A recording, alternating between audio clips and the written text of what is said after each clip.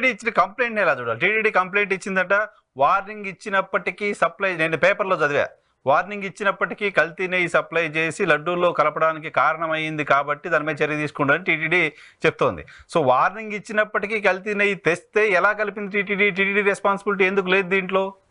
ఏంటి అసలు కంప్లైంట్ కూడా ఏంటి? మనం వార్తల్లో చదివినాము. నిజానికి ఆ అధికారి ఆ ఇచ్చిందే నిజం అనుకొని మాట్లాడుకుంటాం మనం. ఆ వార్తలో వచ్చిన దాన్ని నిజానికి చాలా అభ్యంతరకరం. ఇప్పుడు దాంట్లో ఇండైరెక్ట్ గా ఏమంటారంటే కొన్ని కలిసినాయి, కలిపినట్టు, మేము వార్నింగ్ ఇచ్చినట్టు అనే పదజాలాలు వాడితే కమిటెడ్ బై కదా సమ్ ఆఫీసర్. రేపు ఏమవుతారు? ఇప్పుడు ఈ రోజు వరకు రాజకీయ ఉపన్యాసాలు బాగానే ఉంటాయి, లేకపోతే సీరియస్ ఎంక్వైరీకి వస్తే కమిటీ అయితే ఫస్ట్ తప్పు ఎవరు చేశారు, తర్వాత నేను కలిపిన ఒప్పుకుని సస్పెండ్ చేయమంటారు కదా. అంతేగా నాకు అదే ఇప్పుడు ముఖ్యమంత్రి ఈ రాష్ట్రానికి ఆయన ఒక లైన్ తీసుకున్నాడు, మాజీ ముఖ్యమంత్రి ఒక లైన్ తీసుకొని మాట్లాడితే ఇంకా పవన్ కళ్యాణ్ ఇంకొక లైన్, ముగ్గురు ప్రముఖులు ఈ రాష్ట్రాన్ని నిర్ణయించే లైన్ తీసుకొని మాట్లాడేసి అధికారుల పైన ఎంత ప్రెజర్ ఉంటుందో దీన్ని బట్టి మనకు అర్థం అవుతాం. ఎవరైనా ఇటు కమిట్ అయిపోతారా? రేపు అది ఎంత కాంప్లికేటెడ్ అవుతుంది, ఆయన భవిష్యత్తు ఏమవుతుంది? ఇప్పుడు చివరికి రిటర్న్ గా రాసి సంతకం పెట్టినోడితే సమస్య. కాబట్టి ఇది నాకు ఆశ్చర్యం వేసింది. ఆ కంప్లైంట్ ఏమిచ్చాడు మనకు తెలియదు, కానీ కంప్లైంట్ అలా పేపర్లో వచ్చిన ఆధారంగా చేసుకుని చూస్తే మాత్రం అలా అది ఎంత ఒత్తిడిలో ఉన్నారు అనేది మాత్రం క్లియర్ గా అర్థం అవుతుంది. ఇక్కడ ఈ సందర్భంలో ఇప్పుడు సందర్భం అవునో కాదో నాకు తెలియదు, కానీ చాలా సందర్భాల్లో ఒక డిమాండ్ ఉంది. మీరు తిరుపతి వాసి కూడా తిరుపతిని ఒక ప్రత్యేకమైన ప్రాంతంగా చేయాల్సిన అవసరం ఉంది అనే డిమాండ్ రాష్ట్ర విభజన సందర్భంగా ఆ తర్వాత కూడా చూసాం. ఈ ప్రస్తావన ఎందుకు వస్తుంది అంటే రాజకీయపరమైన కార్యక్రమాలకు, ఆందోళనలకు తిరుపతిని వేదిక చేస్తున్నారు. తిరుపతిని వేదిక చేయడం వల్ల తిరుపతితో సంబంధం లేని, తెలుగు రాష్ట్రాలతో సంబంధం లేని ఇతర ప్రాంతాలకు సంబంధించిన భక్తులు కూడా అక్కడ వచ్చి ఇబ్బందులు పడుతున్నారు లాంటి ఒక ఇంప్రెషన్ ఉంది. ఒక 2-3 ఎగ్జాంపుల్స్ ఉన్నాయి మన కళ్ళ ముందు. అమిత్ షా కేంద్ర ప్రస్తుత హోంమంత్రి అప్పుడు భారతీయ జనతా పార్టీ రాష్ట్ర అధ్యక్షుడిగా అక్కడికి వచ్చినప్పుడు, కుటుంబంతో అక్కడికి వచ్చినప్పుడు ఆయన కారు పైన అటాక్ చేశారు. తెలంగాణ ఉద్యమం జరుగుతున్న సందర్భంగా వి హనుమంతరావు గారు అక్కడికి వస్తే ఆయన పైన అటాక్ చేశారు. ఇప్పుడు జగన్మోహన్ రెడ్డి మాజీ ముఖ్యమంత్రి, 5 సంవత్సరాలు ఆంధ్రప్రదేశ్ని పరిపాలించిన వ్యక్తి, ఆయన అక్కడికి వస్తారంటే ఆయన మీద అటాక్ చేస్తామంటూ వార్నింగ్లు ఇస్తున్నారు. అంటే ఇక్కడ ఇప్పుడు వాటికన్ సిటీ చేయాలి, వాటికన్ సిటీ మోడల్లో ఇప్పుడు రామారావు గారు ముఖ్యమంత్రి ఉన్నప్పుడు ఎమోషనల్ గా తిరుపతిని ఆ వాటికన్ సిటీ లాగా ఇది ఇండిపెండెంట్ బాడీగా అక్కడ ఏరే మతాసులు అనేది ఆచరణ. ప్రాబ్లం ఏంటంటే దాదాపు 12,000 ఓట్లే ఉన్నాయి ముస్లింస్, ఒక 10,000 15,000 ఓట్లు అంటే ఇతర మతస్థులు ఉన్నారు, ఇతర మతస్థుల ఆస్తులు ఉన్నాయి. ఇవన్నీ చాలా ఓపిక గా పరిష్కరించుకోవాలి. First point. ఇప్పుడు అంత దూరం ఎందుకు పోవాలి? కొన్ని ప్రత్యేక ఆలోచన చేయొచ్చు కదా. ఇప్పుడు ఉదాహరణకు మీకు గుర్తుంటే శంషాబాద్ దరిదాపుల్లో ఉన్నటువంటి ఫైనాన్స్ సిటీ గాని, ఫైనాన్స్ డిస్టిక్, అదేవిధంగా హైటెక్ సిటీ ఏరియాలో గానీ ఆందోళన ఏమి జరగవు కదా. ఏ చట్టం ఉంది? అందరూ కలిసి ఒక అభిప్రాయం వచ్చారు, ఎట్టా చోట ఏదైనా ఆందోళన ధర్నాలు జరిగితే రెప్యుటేషన్ దెబ్బతింటుంది. అట్లా తిరుపతి కూడా అనుకుందాం. అట్లా అనుకోవట్లేదు కదా. తిరుమలలో ఏ బాధ్యతగా ఉండాల్సిన వాళ్ళు అధికారంలో ఉన్న వాళ్ళు అట్లా అనుకోవట్లేదు కదా. అన్ఫార్చునేట్ కదా. అదే కదా, అది అనుకోని ముందుకెళ్ళడమే. ఎందుకంటే ఇప్పుడు తిరుపతి అంటే ఎక్కడ వరకు తిరుపతి వేస్తారు, మళ్ళీ రేపు ఆయన భార్య పద్మావతి తిరుచానూరులో ఉంటుంది.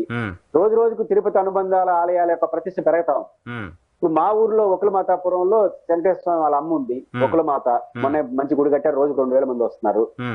ఇప్పుడు ఆడి వరకు వేసేద్దామా అంటారు మళ్ళీ తిరుచానూరు. ఇంకా ఆడిపోయిన తర్వాత ఇంకోటి ఉంది అప్లాయగుంట, చాలా ప్రాసెస్. అప్లాయగుంట ఇంకోటి ఉంది, అలివేలు మంగాపురం తిరుచానూరు. అప్లాయగుంట ఇంకోటి ఉంది, అది ఇంకొక 10 కిలోమీటర్లు ఉంటుంది. దాన్ని ఏం చేద్దాం? ఒకదానికి ఇంకా గోవింద్ర, ఇప్పుడు నగిరిలో చాలా ఆలయాలు ఉన్నాయి. అందువల్ల నేనేమంటానంటే ఈ సెన్సిటివ్ ఏరియా ఉన్నటువంటి అలిపిరి కావచ్చు, ఎక్కడైతే భక్తులు రాకపోకలకి ఉంటాయో ఆ రూట్లలో ఎట్లయితే ఫైనాన్స్ డిస్టిక్ లాగా హైదరాబాద్ ఎట్లా సాంప్రదాయంగా అనుకుంటారు, ఇక్కడ అనుకొని చేస్తే మంచిదే. ఇంకా ధర్నాలు రాష్ట్రాలు ఇంకొక చోట మన దేశంలో ఆడొప్పుకుంటారు. మన జీవో 1 తెచ్చి నేషనల్ హైవేలో ధర్నాలు చేయొద్దంటేనే అది పెద్ద ఇంటర్నేషనల్ సమస్య చేసి పెట్టారు. జగన్మోహన్ రెడ్డి జీవో 1 లో ఉన్నది ఏంటంటే నేషనల్ హైవేలో చేయొద్దని, మళ్ళీ దానికి కూడా ఇరుకు సందుల్లో పెట్టకూడదు అని చెప్పిందని ఎంత వివాదం. మనం దేనికి ఒప్పుకోం కదా మన రాష్ట్రం. కానీ ఇది వస్తుంది అనుకుంటున్నాం. మన అదే తెలుగు రాష్ట్రాల్లో హైదరాబాద్ లో అమలు చేస్తారు కదా. హైటెక్ సిటీ లాగా మనం కూడా తిరుపతిని ఒక వివాదాలకు దూరంగా పెడదాం. ఏదైనా చేయదలుచుకుంటే హైదరాబాద్ ఇతర ప్రాంతాల్లో చేస్తాం. తిరుపతి ఏదైనా అమికబుల్ డిస్కస్ చేయాలి. ఇప్పుడు మాకు ఇక్కడ సరూర్ నగర్ స్టేడియంలో ఏమైనా మీటింగ్స్ పెడతారు, ఇప్పుడు ఇందిరా పార్క్ లో పెడుతున్నారు. కానీ తిరుపతిలో ఏం జరిగినా, ఎవరు ధర్నాలు చేయాలన్నా టక్కున అలిపిరి గేట్ దగ్గరికి వచ్చేస్తున్నారు. 2 రకాలు ఉన్నాయి అలిపిరి గోట్ కూడా. ఒకటి రాజకీయ నాయకులు మాత్రమే కాదు, కొండ మీద నేను విమర్శించుకుంటే ఇప్పుడు సింపుల్ గా ఏం చేయాలి, అడవి టెంకాయలు కొట్టడం గోవిందా. అవును. ఇప్పుడు కోర్టులో పిటిషన్ వేస్తారు, కోర్టు తీసుకుంటుంది, దానికి కూడా పోయి టెంకాయలు కొడతారు. మీరు వేసినా నేను వేసినా తీసుకుంటుంది. అంటే టీటీడీని ఎట్ట చూస్తున్నామంటే టీటీడీ గురించి పాజిటివ్ ఆర్ నెగిటివ్ ఏం మాట్లాడినా popularity um, positive or negative popularity. టీటీడీలో లడ్లు అనేది ఇప్పుడు ఎంత బాగుపోతుంది మన యూట్యూబ్ లో వీడియోస్ అన్ని. ఉమ్, కాబట్టి దానికి కూడా దేవుడికి ఉన్న ప్రాధాన్యత రీత్యా ప్రతి ఒక్కరూ దానికి ఒక ఫ్యాషన్ గా మార్చుతున్నారు. టీటీడీని మనం కానీ ఆధారం చేసుకుని ఏం మాట్లాడినా ఎక్స్పోజింగ్ బాగా వస్తుంది. ఓకే. ఈ ధోరణి ఒకటి ఉంది. అదే టీటీడీ కూడా కఠినమైన నిర్ణయాలు తీసుకోవాలి. ఉమ్, కొన్ని సందర్భాల్లో మీకేం సంబంధం, ఉమ్, ప్రజా ప్రయోజనాలు పిటిషన్ వేసిన వాళ్ళని మీ పైన ఫైన్ వేస్తామని చెప్పింది. ఉమ్, టీటీడీకి లేని ఇబ్బంది మీకేటైనా వార్నింగ్లు ఇచ్చింది. ఉమ్, కోర్టు వార్నింగ్ ఇచ్చినప్పుడు దాన్ని ఆధారం చేసుకుని టీటీడీ ముందుకు వెళ్ళిపోవాలి కదా. అవును. ఇప్పుడు టీటీడీ పైన ఎవరు బుద్ధి పుట్టినప్పుడు మాట్లాడుతున్నాడు, వీడియోలు పెట్టేస్తున్నాడు. ఉమ్, యాక్షన్ ఆడు ఉంది. కరెక్ట్. సో ఇప్పుడు ఏంటి, జగన్మోహన్ రెడ్డి గారి ప్రెస్ కాన్ఫరెన్స్ తర్వాత కూటమి నాయకులకు సంబంధించిన రియాక్షన్ ఏ రకంగా ఉండే అవకాశం కనపడుతుంది ఫర్ యూ? ఏ రకంగా ఉంటుంది అనే దాకా ఏ రకంగా ఉంటే బెటర్ వాళ్ళకని మాత్రం చెప్పదలుచుకున్నా. ఉమ్, ఇప్పటికైనా మీరు బేస్లెస్ ఆర్గ్యుమెంట్ తో ముందుకెళ్తున్నారు, అది సెట్ కాదు. ఉమ్, మీరు ఎంత జగన్మోహన్ రెడ్డి మెడకు చుట్టాలనుకుంటే అది మరి చివరికి ఒక దశకు మీకే మెడకు చుట్టుకోండి. ఎందుకంటే విచారణ అనేది స్టార్ట్ అయిన తర్వాత టెక్నికల్ గా ఇప్పటి వరకు జరిగింది ఏంటంటే వైఎన్ఆర్ గారు రాజకీయ ఉపన్యాసాలు, ఉమ్, మీ బుద్ధి పుట్టింది మీరు మాట్లాడచ్చు, నేను బుద్ధి పుట్టింది మేము మాట్లాడచ్చు, ఉమ్, ఎవడు దాన్ని అడ్డుకునేది లేదు, నా ఇష్టం నేను అనుకుంటాను అంటారు. మరి చేయగలిగింది ఏమీ లేదు. ఉమ్, కానీ ఇప్పుడు లేఖగా ప్రాసెస్ స్టార్ట్, రేపు 30వ తేదీ సుప్రీంకోర్టులో వస్తా ఉంది పిటిషన్ పైన. అవును. అదే విధంగా సిట్టు మీరే 4వ తారీఖు సుప్రీంకోర్టులో ఉంది. మళ్ళీ సిట్టు విచారణ మీరే వేసేసారు. ఇవన్నీ రికార్డుగా జరుగుతాయి. బట్ ఇంకా జరగదు. కాబట్టి అన్ని క్లోజ్ చేసేసి మాజీ ఈఓలు అనుకునే వాళ్ళు ఇప్పుడు 15 మంది మనకు లైవ్లీగా మనకున్నారు, మాజీ ఎగ్జిక్యూటివ్. దీంట్లో అందరి అభిమానాలు కోరుకునే కొంతమంది ఉన్నారు. జస్ట్ రమణాచారి గారు, దొండపాటి సాంబశివరావు గారు మీరు నియమించిన మంది, ఇంకా అజయ్ కల్లాం గారు, జవహర్ రెడ్డి లాంటి వాళ్ళకి ఏమో వైసీపీలో వాళ్ళకి ముద్ర పడింది కాబట్టి ఇంక వాళ్ళు మీరు ఒప్పుకోకపోవచ్చు. దొండపాటి సాంబశివరావు గారు, సుబ్బారావు గారు మాజీ ఎలక్షన్ కమిషనర్, ఉపరాష్ట్రపతి దగ్గర పనిచేసిన వ్యక్తి, పెద్ద మనిషి. ఏపీవీఎన్ శర్మ గారు ఢిల్లీలో చాలా పెద్ద ఆఫీసర్, రెప్యుటేషన్ ఆఫీసర్.